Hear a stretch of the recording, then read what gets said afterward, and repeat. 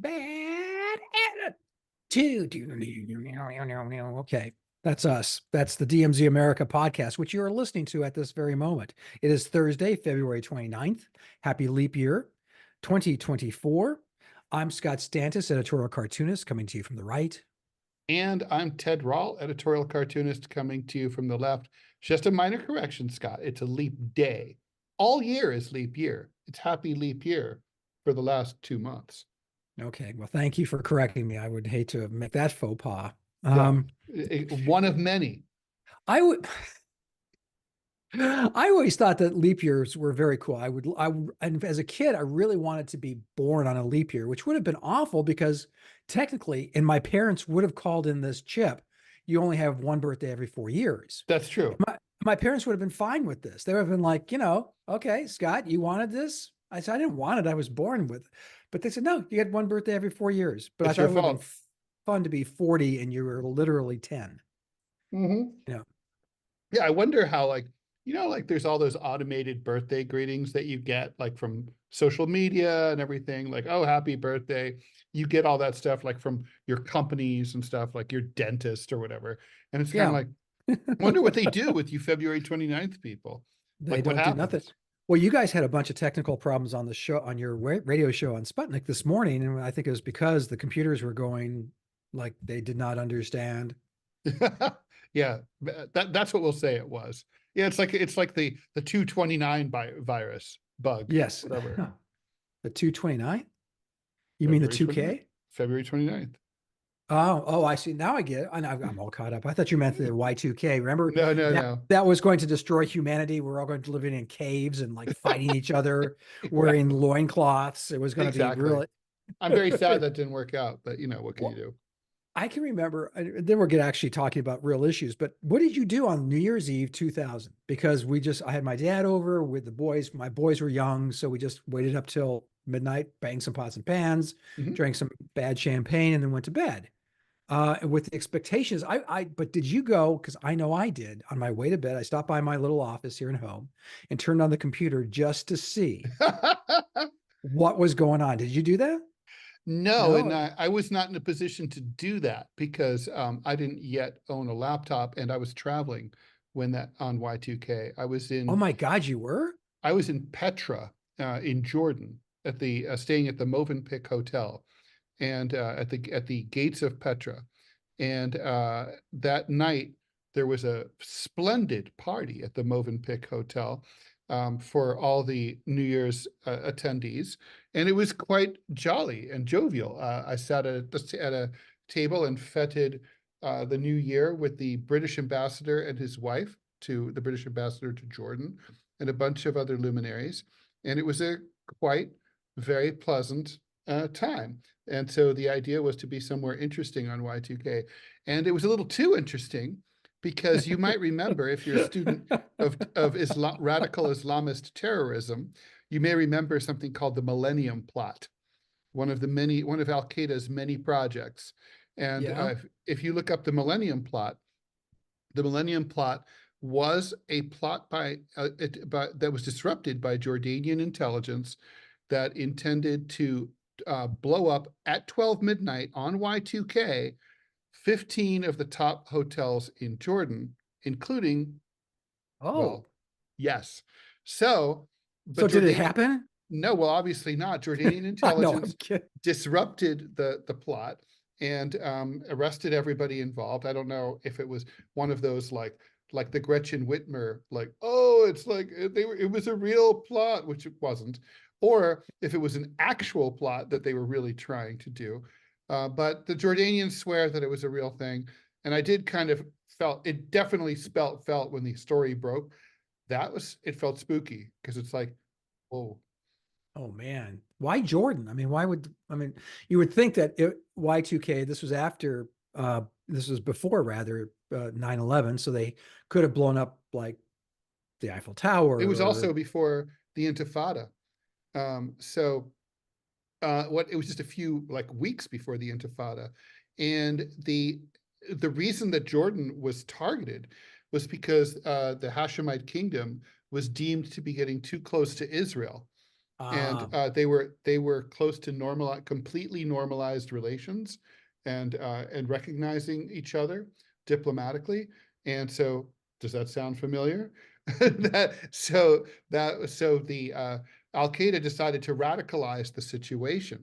I mean, it's kind of a pattern that we've seen here in the Middle East, where basically when the world gives up on the idea of providing a state for the Palestinians, and then the Israelis start to feel normal, and then they try to establish diplomatic relations with moderate Arab countries, then a radical Islamist group will carry out a terrorist act like October 7th in order to radicalize the situation, scuttle those plans, and turn the focus of the world back on the plight of the Palestinians, which I have to say, it certainly worked very well on October 7th. I mean, that's all the world's attention is certainly focused on the Palestinians. But yeah, anyway, that's not what we're here to talk about today, no, it's not. but here we are. But here we are. Okay, well, back now to 2024. Mitch McConnell, of course, now currently the minority leader of the Senate, had been the majority leader, had previously been the minority leader, had previously been the majority leader, had previously been the minority leader, had previously been the majority leader, and had previously been the minority leader, because he's been in the leadership of the Republican Party in the Senate for, I think, since the 1950s, if I'm not mistaken. 17 years actually, but who's counting? Well, it's still a record, which is pretty impressive. So at the age of 81, he's had a couple of instances where he was having a press conference and had brain freeze. And brain freeze makes it sound like you and I forget a word or something.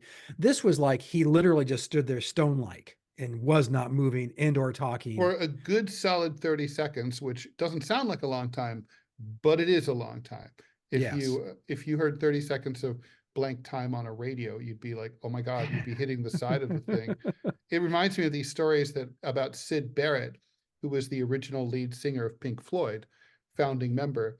And he dropped way too much acid in The Summer of Love in 1967 and 1968. And by the time 1968 rolled around, he was completely fried. He was an acid casualty.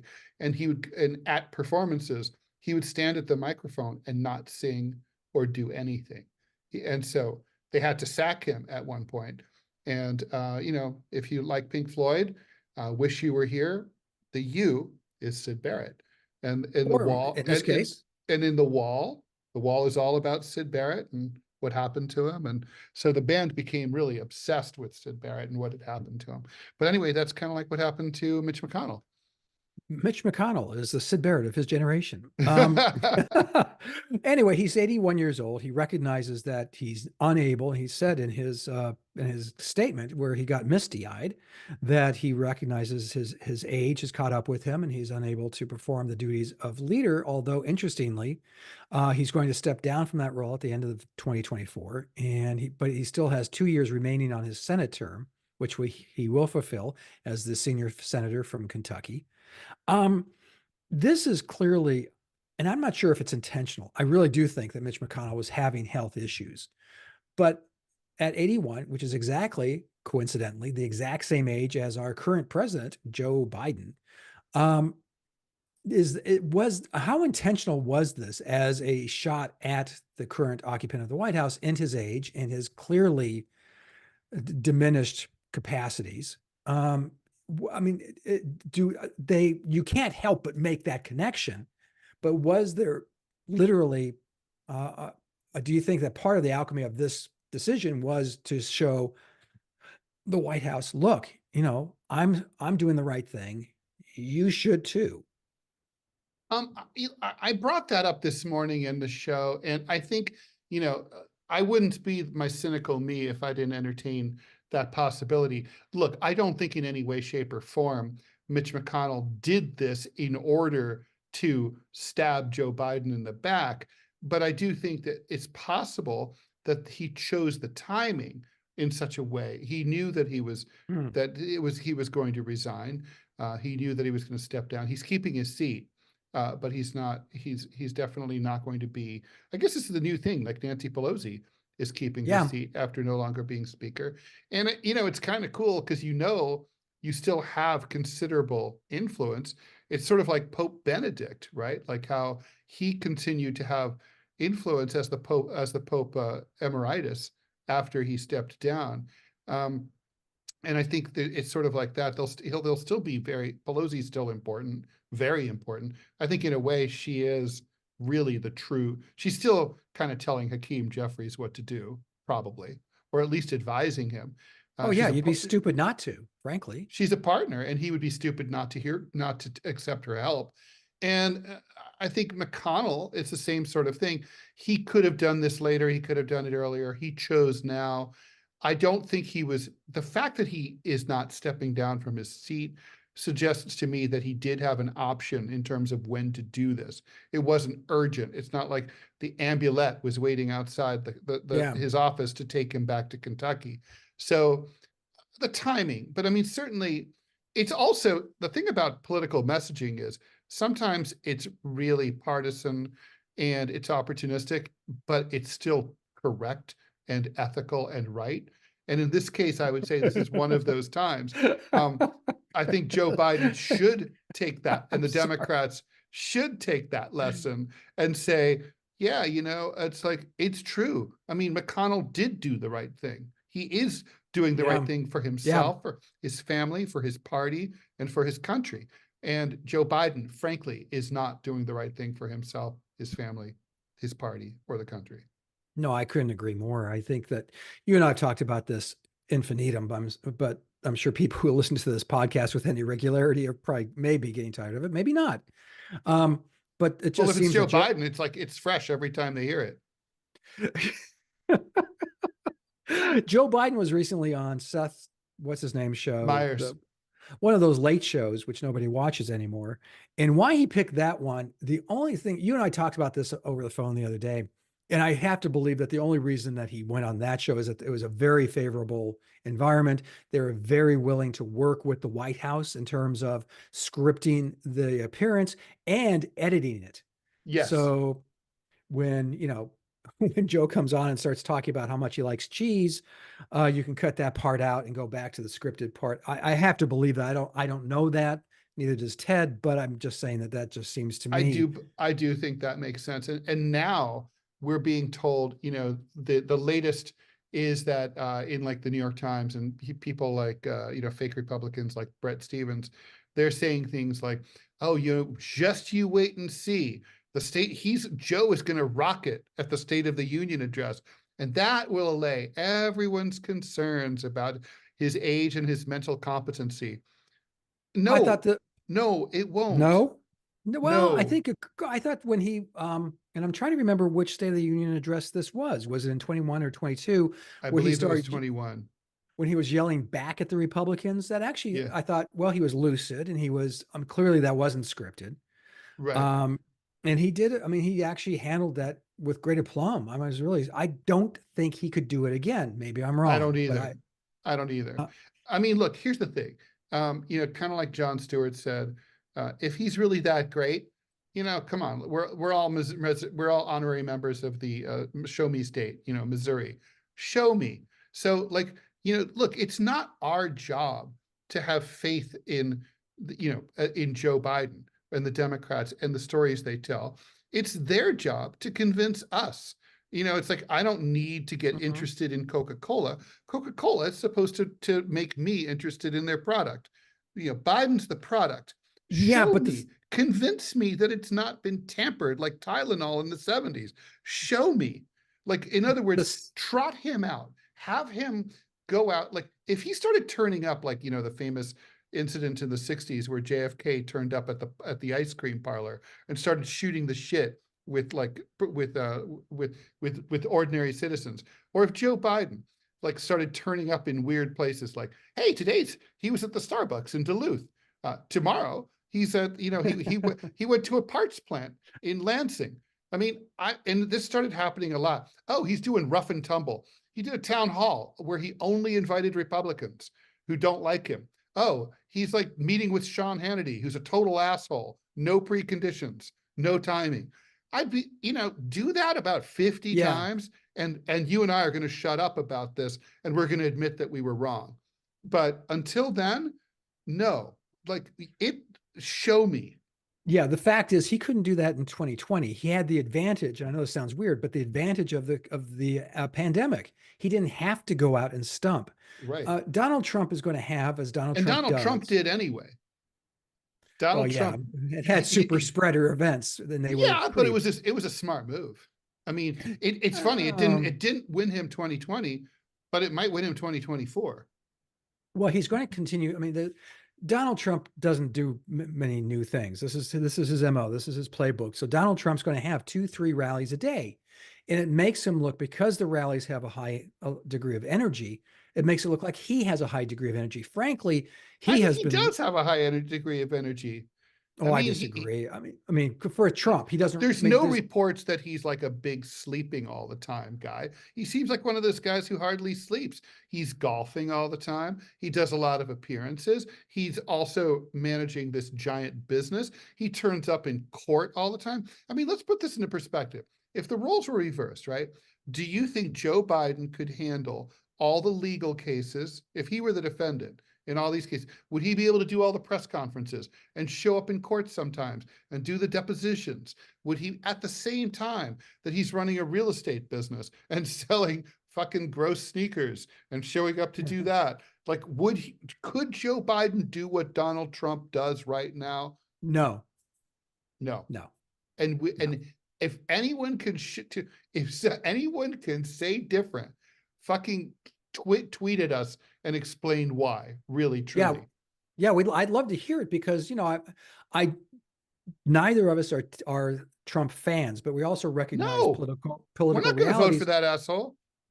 But here's the thing: Ted and I are both. I mean, when we talk about how Trump is doing something right, or this is effective or something, we're saying it as people who have been observing politics for, 4 decades.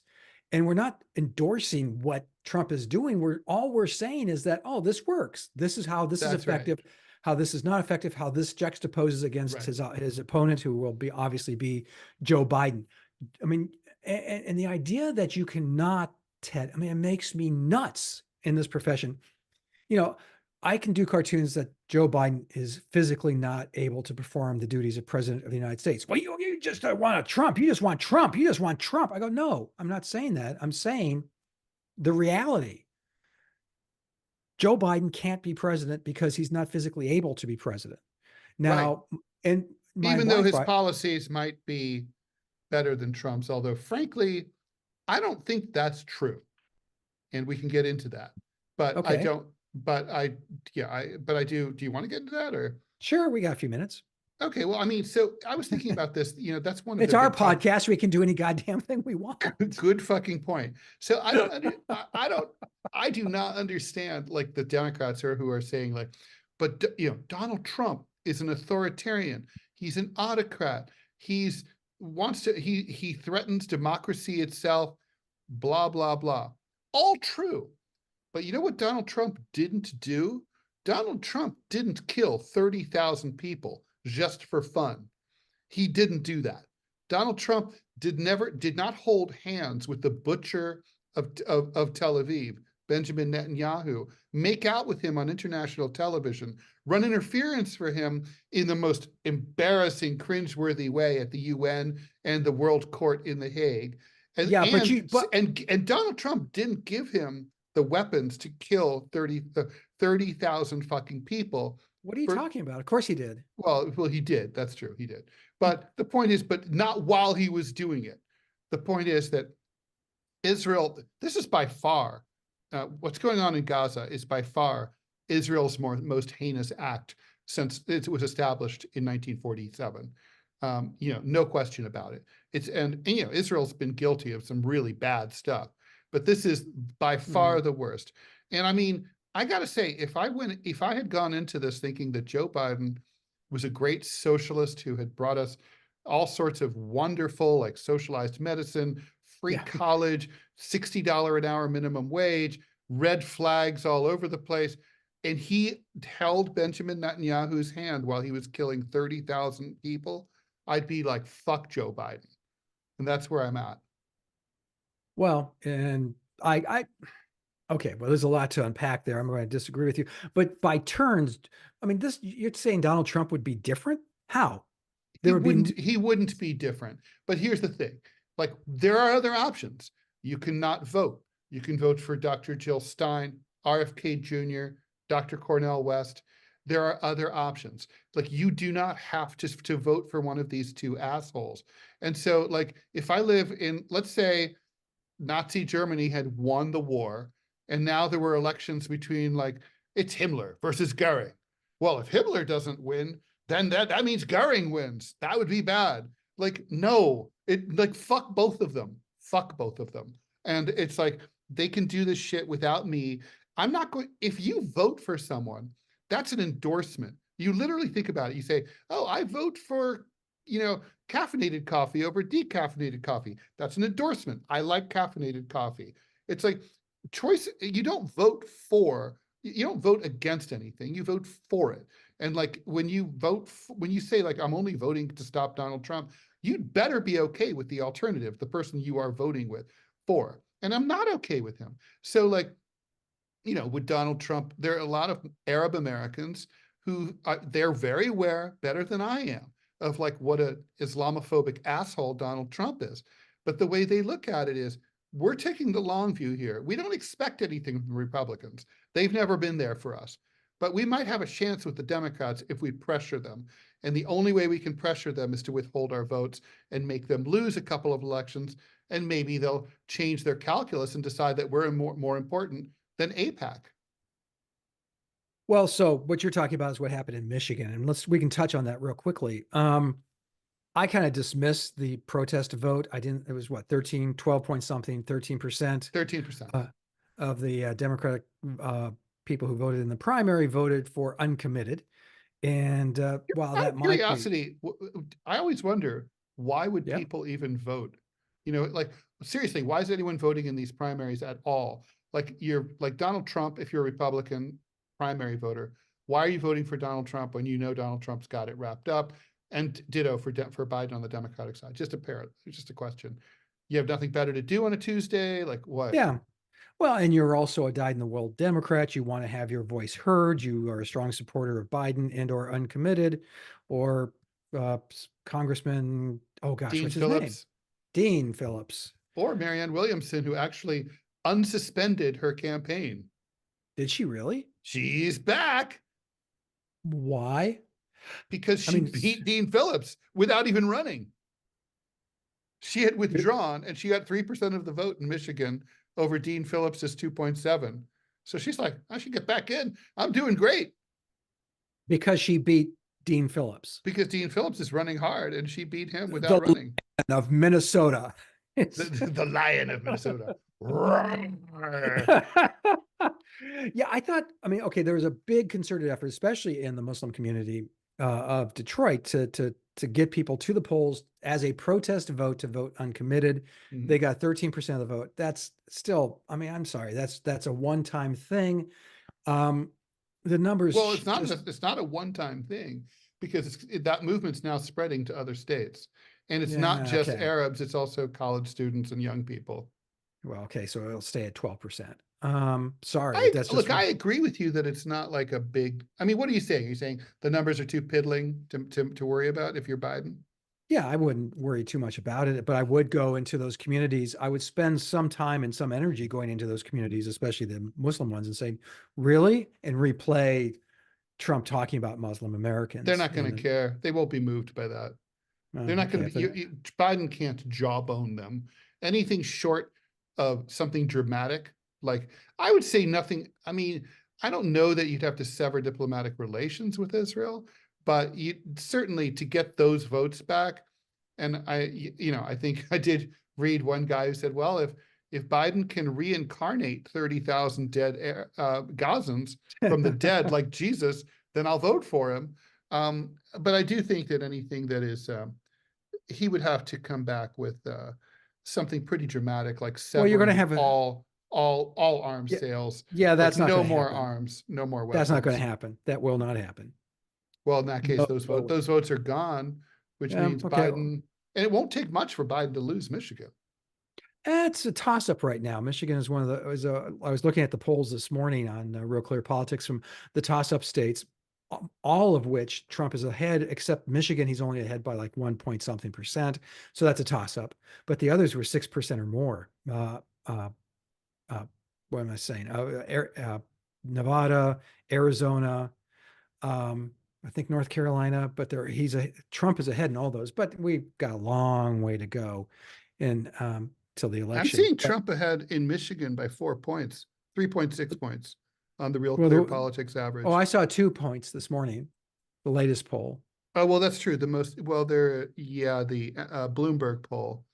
But if you look at the average, there's been a general downward slide. You're right. Detroit News poll had Trump ahead by 8 at New Year's weekend. Then you got to get a bunch of +2, Trump ahead by 2 to 4 points for an average. So right now you're right. The latest is 2. Yeah, it's a toss up. Mhm.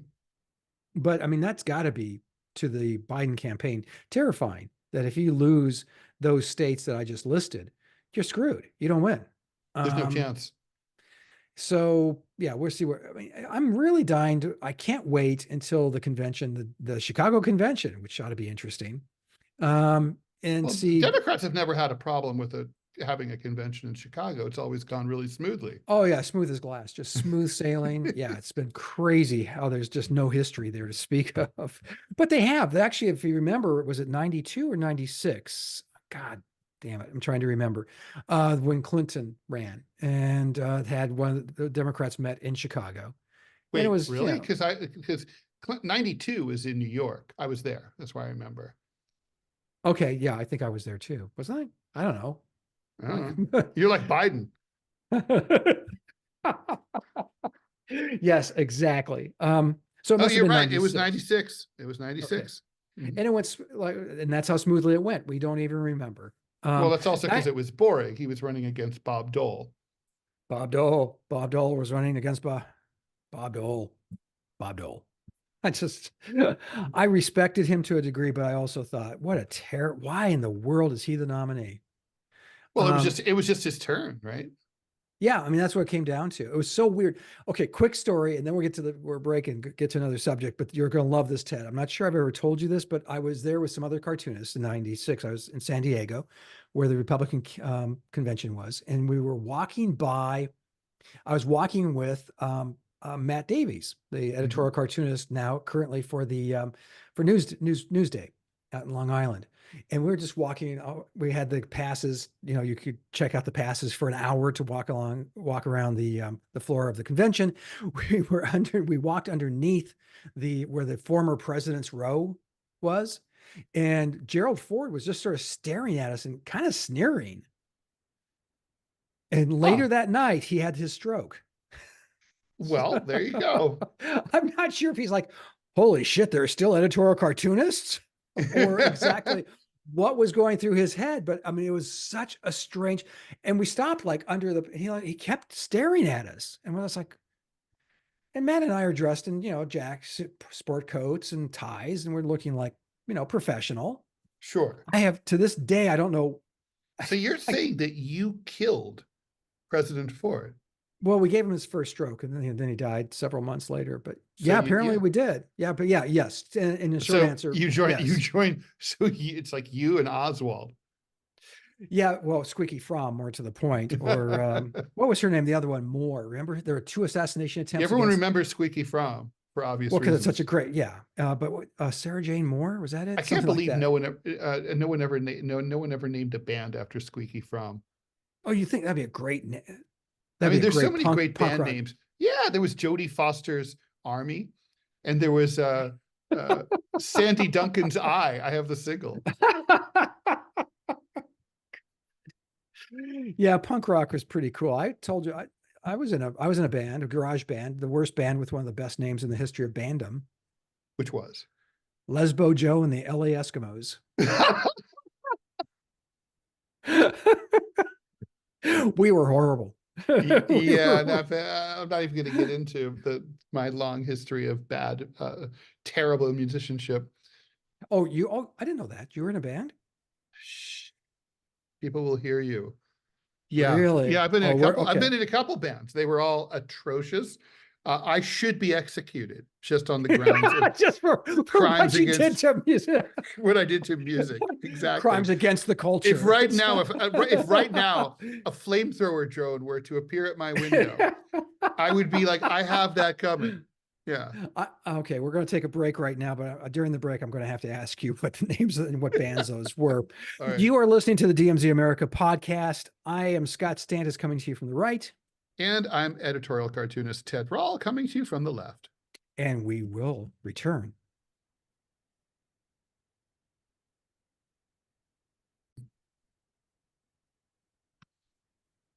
As promised, we are back and we're alive.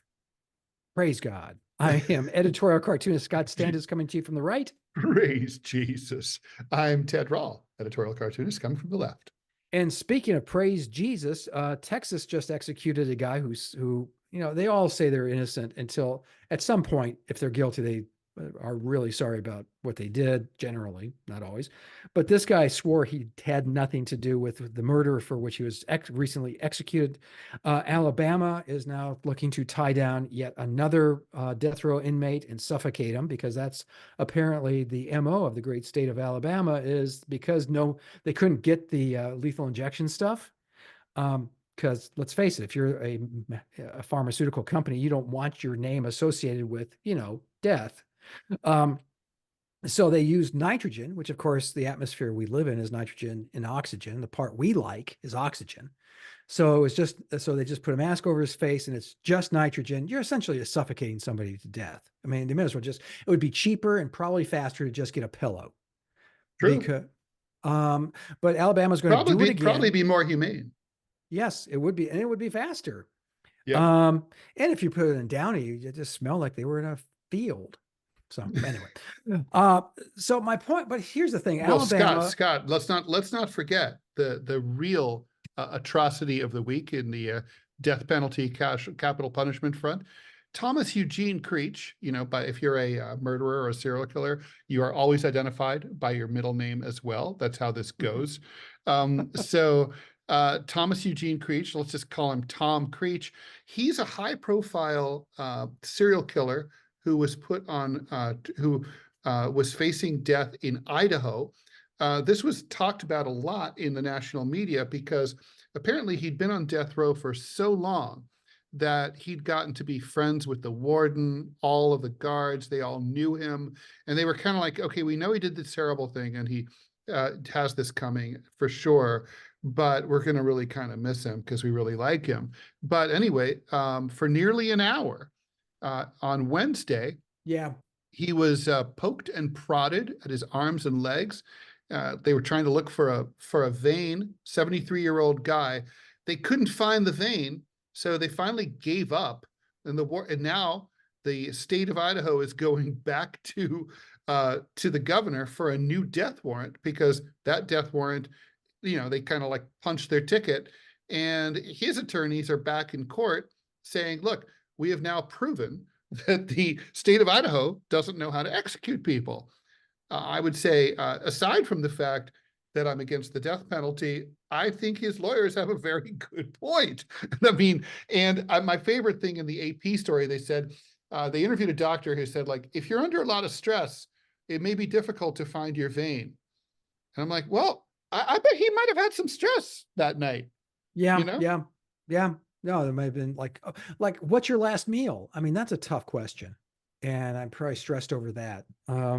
If someone's poking and prodding you to pump in poison into your veins, that would cause some stress as well. So, okay. So the death penalty, I mean, I'm against it on moral grounds. I think my feelings about the state, Ted. I don't like it and or trust it. And so to hand it the ability of life and death, that for any human being, I take umbrage to, but I also just think killing people is wrong. You're such a rube. I know. I know. We have a pro-life, Alabama is one of the red states that went headfirst into the, no fetus left behind movement. And the Supreme Court, if you Ted, I know you like reading court decisions, do yourself a favor and read the majority decision was written by Tom Patterson, who is the, oh no, that's not his name. Oh my gosh, Tom. Oh shit. I'm Tom having a Bodett? senior moment. Yeah, that's it. He left the light on for you. We'll leave the electric chair on for you. Um, Tom Parker. Tom Parker is the Chief Justice. He is, in the words, the technical terms, he is a fucking flaming idiot. I mean, he was genuinely stupid when I met him 20 years ago. He remains stupid to this day. And he wrote he's the Chief Justice. He's the one who succeeded Roy Moore as Chief Justice of the Alabama Supreme Court. His decision, he literally quotes parts of the Bible as the legal argument to support this law and say that IVF, in vitro fertilization, that embryos in a petri dish are human beings and hence should be treated as such. And if you throw them away, you're committing murder. Or if in the case of the case that precipitated this event, if you if you fuck up and drop them or forget to pay the power bill and they defrost, Yeah. you are then you're committing manslaughter. So the Alabama legislature, recognizing that this makes Alabama look even dumber than it actually is, has introduced legislation and fast-tracked it through the House. In the Senate, you have, of all people, Tommy Tuberville saying, IVF is never going to be taken away from you. This is, I mean, is this a business decision? Because UAB is a major IVF place in the Deep South. I don't think Mississippi has one. I'm not sure that Tennessee has one. I'm sure. I think I would imagine that Nashville would have one, or at least University of Tennessee there in Knoxville would have one. But business is certainly a big part of this. It's also religious. The popes this pope included, have continued to say that they oppose IVF as hurting innocent life, but Protestants think it's just Jake. The thing is, there are many people here in Alabama and across the United States, IVF have given them the opportunity to have children. I think you're one of them. Yep, that's true. That's true. But by turns, I mean, little cells, multi-cell things in a petri dish. Sorry, not, you could say that, legitimately say that that's not a human life and that's not protected by the law. And that law is being pushed on fast track through the legislature here in Alabama. It'll be signed by the governor. So we only look like rubes for a few weeks. But the fact is that we're a pro-life state, and yet we suffocate a human being to death. The irony of that, the hypocrisy of that idea has always galled me. And Texas being among them. Where was the failed attempt? Idaho, which is one of the red states, which is pushing, and these legislation is. They should just throw potatoes at the dude. It'd be more effective. Or just make him eat them, and just so he'll gain 300 pounds and die of a heart attack within.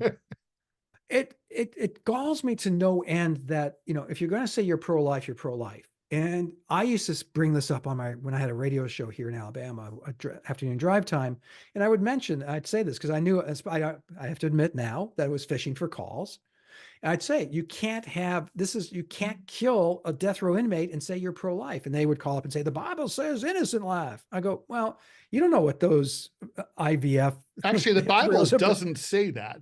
The Bible does it. The relevant commandment, I forget which number it is, says thou shalt not kill. Does not say thou shalt not kill people who are not total shitheads. It says, Yeah, it's a hard position to take. It's a hard stop there after the word kill. Period. Well, and I would argue that if you're familiar with your Bible and you know the ending of the Gospels, it's not really a surprise. And spoiler alert, if you haven't read them, Jesus probably, if he came back today, would say, you know what? The death penalty sucked and you shouldn't be doing it. I actually think it's amazing. The people who are so right-wing Christians, very few of them, I think, really have read the Bible, or if they read it, are capable of understanding it. Oh, Really, truly. I mean, I got to yeah, say, if you're a communist, man, you could do it, you know, if you offered me this deal, we will live in a true Christian theocracy in this country where we get rid of the Constitution, we follow the Gospels, the teachings of Jesus according to the doxology, and we will have a Christian court who determines everything, and we will live in accordance with the teachings of Jesus. I'd be like, done, absolutely, let's do that. yeah. You know, Well, but you know, so I don't know what religion these people think that they're studying or reading, because it's not in the well, Bible. well, they don't know either, and that gets Like, spoon fed like to when they them. talk about like the gay shit, like you know, Leviticus and all that. I'm like, okay, but the thing about being Christian is that there's the New Testament, and Right. anything in the New Testament supplants the Old Testament when there's a contradiction. And there is a contradiction because Jesus died for your sins. Therefore, you know, so and Yeah. so and you know, and there's the don't cast the first stone thing. Also, this guy JC. I mean, you know, no, I'd be all for it. I love Christianity. Great system, really great system. But this perverted version that we have, what the fuck? Yeah, no doubt. So, you know what? I mean, I hate to say it like this, but fuck the guys who claim to be pro-life because they're and yet embrace the death penalty, especially the death penalty as it's now being performed in this country.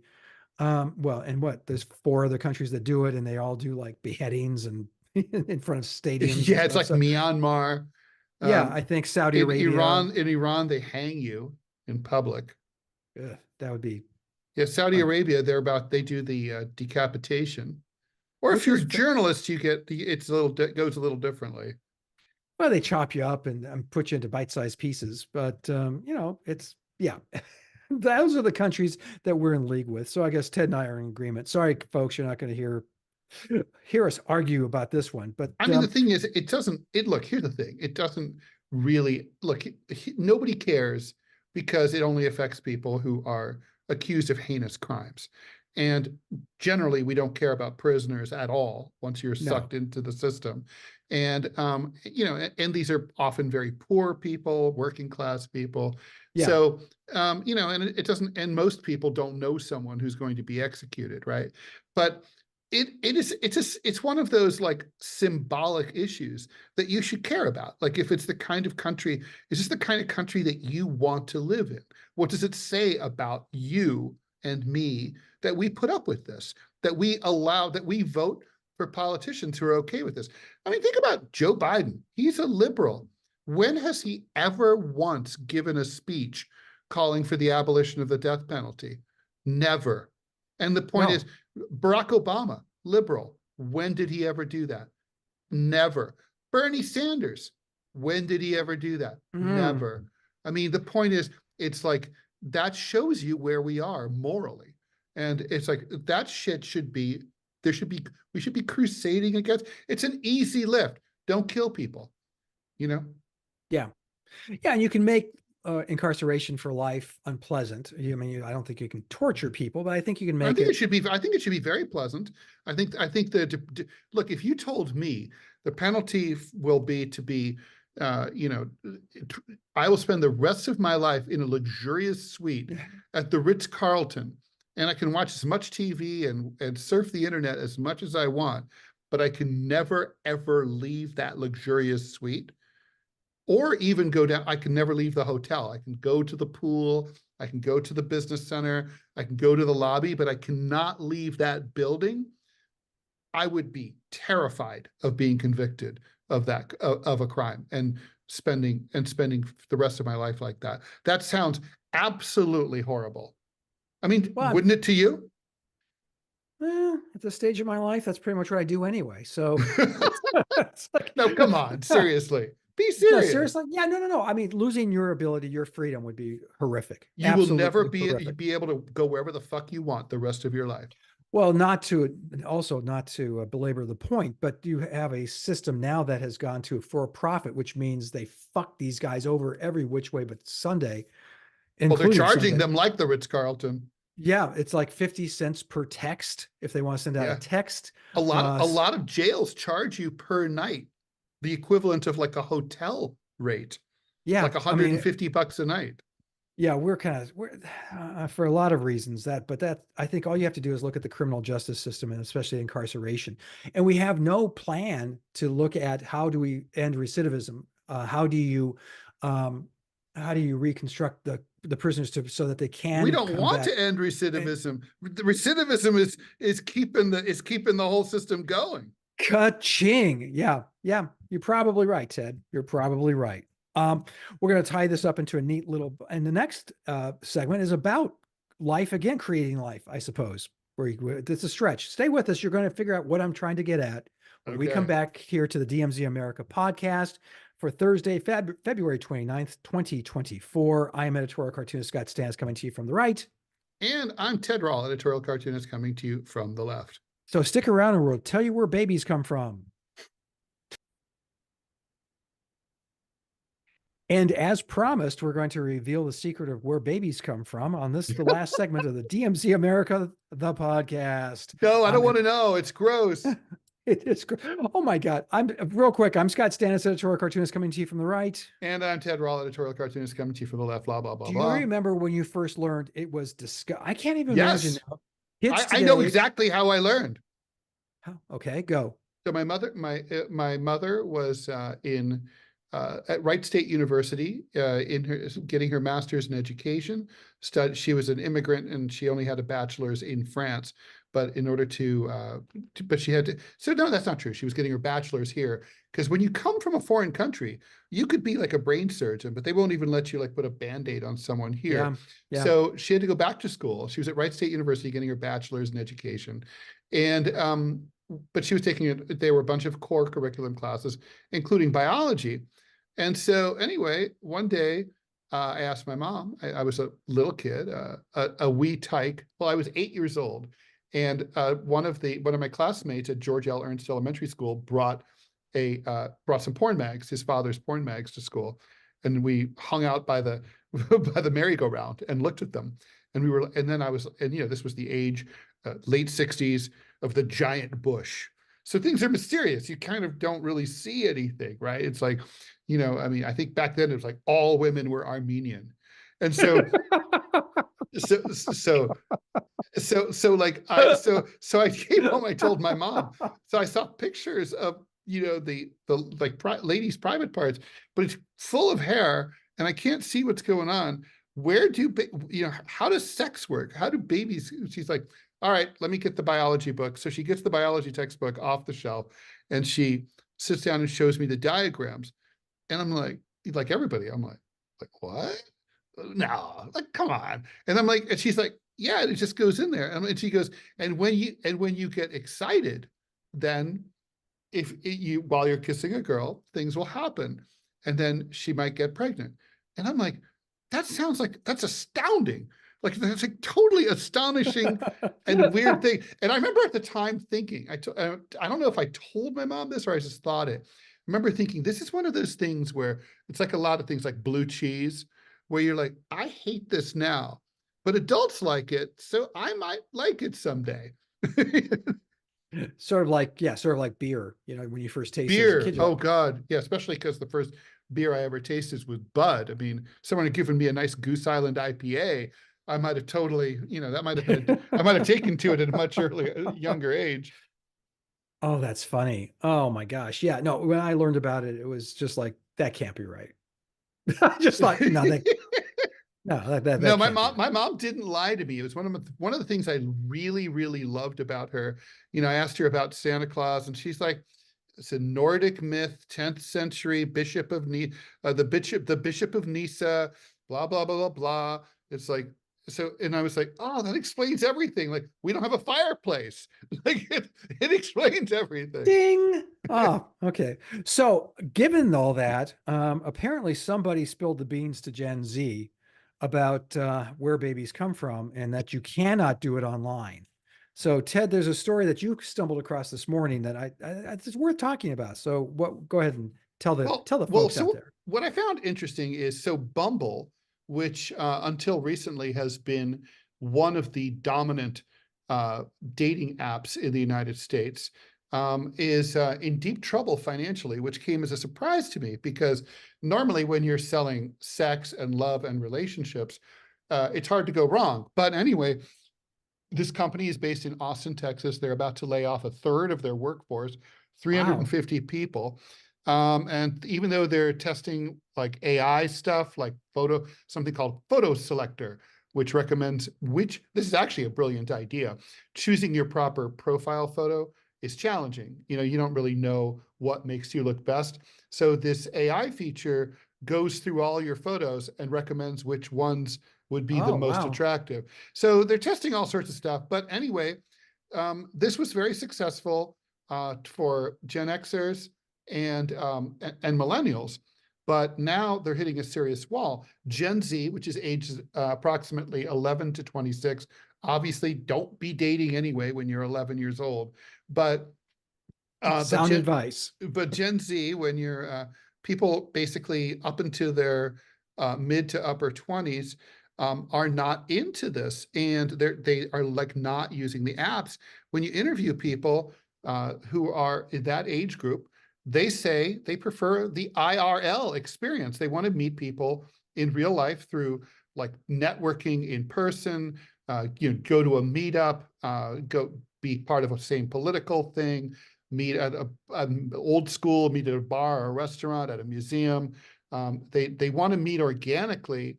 They're just not into it. They don't really explain why Gen Z is so different in that respect. Oh, okay. Because I was going to ask, were they using it before and they just weren't satisfied? Because let's face it, a lot of these, not a lot, but and again, I'm going on very little knowledge. As I tell Ted, I was born married, so this whole thing is very foreign to me. But it seems to me the apps there are apps out there just to get laid, right? Just to have sex, like like for Tinder is. Although people have gotten married from Tinder and stuff, but yes. Right. So what's Bumble? What's the difference So between Bumble is it's more of a traditional. I mean, I think in all of these apps, right? Like Match or OkCupid or Bumble or I think there's Hinge. There's all these other, and then there's the more specific ones that are like related to a personal interest, like JDate for Jewish people or and people who want to date Jewish people. There's my personal favorite. I don't know if it's successful or not, but the ads are fucking amazing. Farmers only. Oh yeah, no, I thought that was a joke. We're watching. I think the ad came on Hulu or something. I mean, it's because they have some weird ads on The Hulu. ads are great. The ads are fantastic. But I'm just like, oh my God, who? What? Wait, what? This is for real? And Because apparently it is. But city girls just don't get it. So the thing is, so all of these, most of these, except for like Christian Mingle, have a range of options for anywhere from, you could be looking just for platonic friends, you could be looking for a long-term romance, a short-term like romance, and then like maybe, well, short-term romance would be maybe like uncommitted, like let's just see how it goes, maybe, or just hookups. So it's the yeah. whole range of possible interactions are usually on offer, and people will tick whichever box they're interested in. Depending, some of them are based almost exclusively on the photos. Others have Oh, extensive essays that one would write. Others have a lot of questions that you answer. But anyway, they all have different metrics and different algorithms. But the algorithms are then pair you up with likely people who live relatively close to you, and then you contact each other, and and then you meet, and and if it works out, it works out. And so the point is, though, 80% of people who are currently in college and graduate students do not use a dating app, which is fucking fascinating. I mean, these are people who live on yeah. their phones, morning, noon, and night. They're on every social media thing. They're doing all that, but they do not want dating apps. Okay, stupid question alert. And because having come from a generation that did not have any of that stuff, you went out into the wild of bars and, like you said, museums or wherever.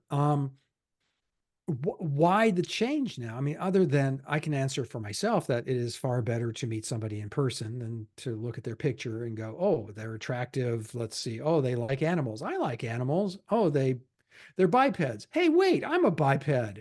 Um, versus going to social situations, work. I mean, the normal places you meet people. Is that, I mean, that's got to be it, because the disconnect in the Well, social media there's aspect of been it some is, studies about this. Online dating is a multi-billion-dollar business. wow. These companies are traded on publicly on Wall Street. It is big, big business. So there's been a lot of analysis, and it seems that what's different about Gen Z from previous generations, including the boomers, is that these are people who really have siloed themselves by belief, and by Mm, other metrics that make online dating not work. Online dating seeks to match people up based on their compatibility in terms of being roughly the same age, being roughly the same level of attractiveness. Location obviously is important, and presumably like some common interests, values and stuff like that. Gen Z doesn't, it's not like that. Like, for example, the vast majority of college students tell pollsters that they would not date someone who belongs to a different political party than they jeez. do. Now, the same person would have no problem dating someone from a different race or a different religion, but they say because of these kind of like very interest-based self-identifiers, these are people who are looking to meet in person. So they feel like they'll have better luck going to, say, a Black Lives Matter protest, where they might meet like-minded people. Being like-minded is the important thing. It's not about being like valued or like looked, or the way it was for millennials and other older generations. Well, that's curious. I always wonder, and I really do wonder, if I went on it and my wife, Janine, would went on it, if we'd actually be matched. She'd probably get matched with someone way hotter and smarter than me, which would break my heart, but would be good for her, I guess. Anyway, um, Don't let her watch this podcast. I will absolutely not. Okay. Absolutely not. Um, but the point I was trying to get to, and I just got remembered it again, is that Janine and I, for our entire up until recently, up until the Trump era, she's a registered Democrat. I'm a registered Republican. We Mhm. have very different views. We voted very differently. In fact, in Mhm. 1988, when we had our second kid, I tell this story often, where she made me stop the car on the way to the hospital. She was in labor, so she could cancel my vote in 1988. And that's an absolutely true story. What makes me crazy about what you just described is not values. You're not saying what values do you hold, but rather what, I mean, so they're using your It's about political, tribalism. yeah, they're using their political leanings to define my values, which is Well, it not, explains so much about our politics, right? I mean, if you're a Democrat, part of being a loyal Democrat is in going out there and telling all your friends that you think Joe Biden is youthful and not too old. And if you're a Republican, it is part of your religion to go out there and say that he's being picked on, even though he hasn't done anything wrong. It's that kind of thing, right? It's like everybody, it's tribalism. It's like being, my sports team, right or wrong. You yeah, know, yeah. it It's reminds a, me a little bit of, like, remember the Penn State scandal? The coach couldn't have like raped young boys because, we love our team. Those two yeah. things don't follow, but yeah. And how boring is that? Quite frankly, I mean, to have somebody who thinks differently than you is actually really invigorating. Um, I think it's it's helpful to be similar temperamentally, but Yeah. I think it's And helpful values. They're very important that you share the same caring values. about the same things and not caring about, and not caring about other things. If you have, and it could be like not necessarily moral values. It could be like, if one person doesn't sweat the small stuff, but the other one really nitpicks on like little details, those two people might not get along well. Yeah. So but it's interesting that Gen Z is moving away from these apps because I've known so many, and so have you, many Well, people who've used they them. think the apps are corrupting the dating scene because they think the apps are only good for hookups. And one of the big criticisms of these apps has been that they provide an illusion of infinite choice. So you always feel like you can better deal. I mean, I know when I was in college, if I got a date at all, I considered myself to have like won a lottery ticket. Like I got a date with a fairly living, breathing human being.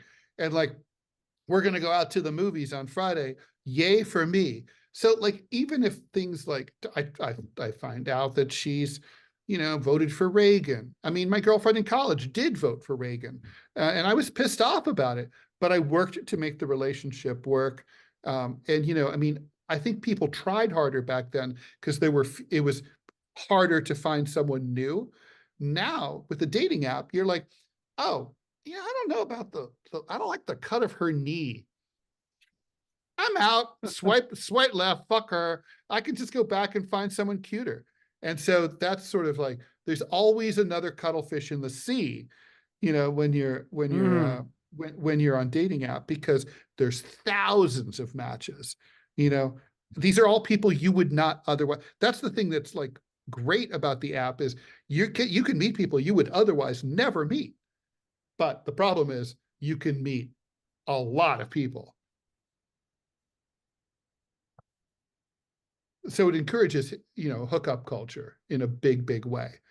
And I think young people have soured upon that. They really are looking for more permanence.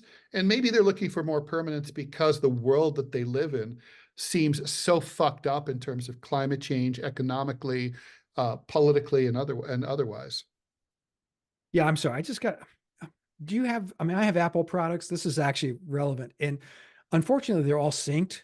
And so if I get a call, I don't just get a call on my phone. I get it on my watch, on my Mm. laptop, on my tablet, the chip I implant. I mean, I fucking hate so that. I always disconnect all that shit. I apologize if I looked a little confused there for a moment. I had to You're block having it. your Joe Biden moment, your Mitch My job. McConnell moment. Well, and there are plenty of farmers out there. I just want to just throwing that out there. For those of you who want, Because a spud boy or city something. boys just don't get it. We don't. We truly don't. Do we? I mean, let's be honest. If someone was talking to me about plowing, or I Yeah, would have that's true. I wouldn't know what to. I wouldn't know I wouldn't know shit. I wouldn't know what to do with that information other than, well, thank you for feeding the country. A grateful nation salutes you. I mean, I am grateful to farmers, but I yeah, I'd be am, but totally and utterly clueless. Absolutely, no question. okay. Well, all of that being said, by the way, this is totally has not apropos of nothing, but we mentioned Nancy Pelosi in the earlier segment. I just want to throw this out there very briefly that there was not a TikTok, but someplace on YouTube. It came into my feed somehow, and you can see this podcast on YouTube, by the way, which is really worth the effort. But it was the Nancy Pelosi uh, investment club. In this, what they Oh do is yeah. because she has to, when she buys a large number of stocks, she has to report them. And apparently Mm. it's public. And so these guys watch this, and time after time after time after time, Ted, she has bought, a million, $100,000 worth of this stock. And then the legislation 2 or 3 days later comes out, and the stock that this was probably pretty much directly pegged to skyrockets, and she makes $1 million here, $2 million there. So if you're an investor, I would strongly urge you. Their record is remarkable. Investing the Nancy Pelosi way, and she's not the only legislator who does it. By the way, there's Republican. I forget what his Oh, name is. A it's so senator. no, it's They kind of fascinating. Make corruption work for you. Yes. Well, gee, how do you end up going to the Senate worth, say, oh, I don't know, $1 million, and you leave, being worth 300. 48? Yeah. Well, Yeah. guess what, kids? So, yeah, the system is rigged against you. On that note, Ted, where can we see all things Ted? You can go, well, you can go to Sputnik News. You can go to whowhatwhy.org. You go to gocomics.com/Ted Rall, Rall.com, my own website. And of course, the final countdown with me and Angie Wong, Monday through Friday, 10 a.m. to 12 Eastern on Sputnik. You could watch it on Rumble and X Spaces. You don't have to watch it live. Scott, where can people find all of your stuff? You can go to gocomics.com/Scott Stantis, one word, see my editorial cartoons. You can go to gocomics.com/Prickly City and see my political comic strip. You can go to chicagotribune.com/opinion, see a gallery of my work I draw for them. You can go to Dallas News and see the work I do for the Dallas Morning News. And you can also hear me on Center Clip, which is a wonderful new app, newish app. It's coming up on over a year, I think. Anyway, you download it or you go to it online. These are mini podcasts, 30 seconds, no longer than 5 minutes. Ted's on it as well, and some other friends of ours. Quick takes on the events of the day. I love it because it gives me that outlet to say what I think about a breaking news story. And I know Ted does the same thing. It's pretty awesome. So centerclip.com. So for all of us here at the DMZ America podcast, thank you for listening. And until next time, I guess we're seeing the funny papers. A grateful nation salutes you. Bye, Scott. God bless America. Happy Leap Day. Happy Leap Day. See you again in 4 years. Bye.